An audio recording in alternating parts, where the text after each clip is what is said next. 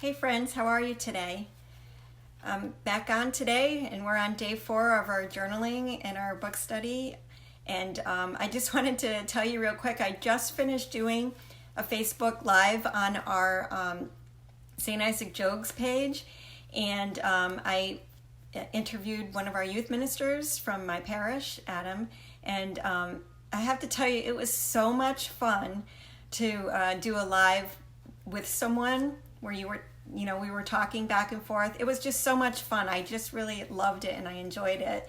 So I'm all pumped up right now and ready for our book study today. So we're on day 4, like I said, and if you want to share, if not, you don't have to, but if you want to share how your journaling is going from yesterday or previously, put it down below. I'd love to hear. And today we're going to talk about nutrition. And this is another one of my favorite subjects because I've been doing many years of researching nutrition and stuff because of my my health issues and stuff. So I'm kind of passionate about this subject. So Stephanie says, again, just as yesterday, it wasn't about exercise, it was about movement.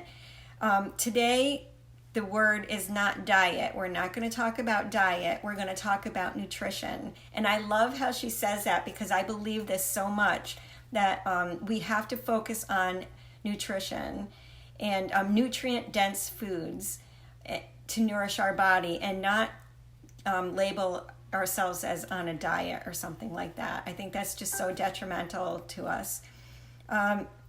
So she says diet, this is not about the word diet. It is about how you are nourishing your body to optimize how your body functions and how your brain functions. As I said, yesterday she changed the word from exercise to movement. Today we're changing the word from diet to nutrition. So food is a drug, which I believe is so true, that can either make you sick and addicted, or it can help you to heal.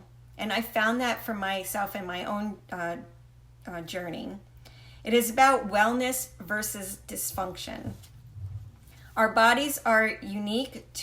Each of our bodies is unique, and we need to find our own way and what foods are creating an atmosphere of healing for us and wellness versus what foods are causing us dysfunction and actually are hurting us. Your body has a language all its own, and I've found that out for myself. And if you learn to listen to your body and educate yourself and you're willing to experiment, your body will communicate with you what foods would create a healing and wellness environment and what foods are causing you problems. Does that make sense? I just know for, oops, I just tossed my pen. I just know for, even in the natural planning field, people who use natural family planning know that your body communicates with you. Women's bodies communicate with you through that.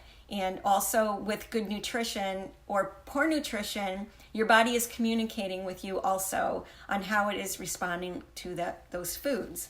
Sugar, Stephanie goes on to say, is very inflammatory. And I find that for myself, I cannot tolerate sugar. And it was a big bonus for me to get sugar out of my diet. She says that you don't have to do low carb, which I don't do low carb either. And eliminating sugar, eliminating pasta, eliminating white breads, and cereals, things that are processed and stuff like that, because that stuff is so dense in sugar. It has so much sugar in it. I'm surprised. I was looking at some of the labels of even baby food and children's food and stuff like that for young children. There's sugar in it. Why in the world are you putting sugar into a baby's food and their formula and stuff? They don't need that. It's really not great. And what they're creating is an addictive environment for them. Because did you know that it takes 3 to 5 days to get over a sugar addiction? I didn't know that either, but it does. I guess that's what the study says. So some of the things that typically can happen because of inflammation from sugars is you can have, your joints would ache.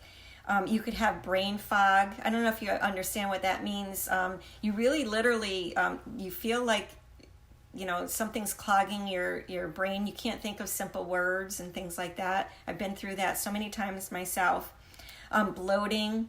There's all kinds of symptoms and stuff. I know for me, I have increased pain when I have consumed sugar. So that's your body communicating to you that it's not tolerating sugar. And that happens for me for other things too. So the best thing to do is to journal. I found the only way that I could find out in the beginning was to, I did an elimination diet. But if you journal how you feel 30 to 60 minutes after you eat something, and if you're feeling sluggish, if you feel like your joints are aching or something like that, you know that there's something that you just ate that you're not tolerating well. But I do have to tell you too that that's not 100%. That can be helpful, but I compare nutrition to poor nutrition and how your body is reacting to it like a frog in boiling water. I don't know if you've heard this story before. I think I've talked about this before. But if you throw a frog in a pot of boiling water, the frog will jump out, right? So that's like an immediate thing. That's like when, if you hit your hammer, your hand with a hammer, that's kind of like the jog. You're going to move the frog. You're going to move your hand because, you've had this immediate shock or something happen to you. Now, with food, in my situation, and what I see with other people too, is that it's more like if you put a frog in a pot of cold water and you slowly bring it to a boil, the frog will boil to death because it doesn't jump out. And that's kind of how your body, that I found for myself, how my body was reacting to foods. And it wasn't until I eliminated them that I started to see, because I was just functioning at this level, and I didn't realize that I had a higher level of functioning because I just thought that this was normal. But when you eliminate those foods that are bothering your body and you start to feel better, and you start functioning up here, then you realize that those foods were causing you a lot of harm. Just my example. So she does recommend to journal what you're eating, and to increase your veggies and berries, and to take small steps. That's what this entire journaling process is about. This whole book study is about, is small, slow steps. So don't make huge, unless you're really ambitious, don't make huge dietary changes whatsoever. For me, I do more of a paleo or autoimmune diet, but that progressed over years. It didn't happen all at once. So, go slow, and so that this is a constant journey in your life. I can look back in the last 9 years that I've been journeying towards this autoimmune or paleo diet and stuff, and I don't really miss anything because it happened slowly, and I found substitutes that I really enjoyed from the foods that I had to eliminate. I hope that makes sense. So slow, don't be radical about it because it won't last, all right? So I'm going to go to the journaling questions now.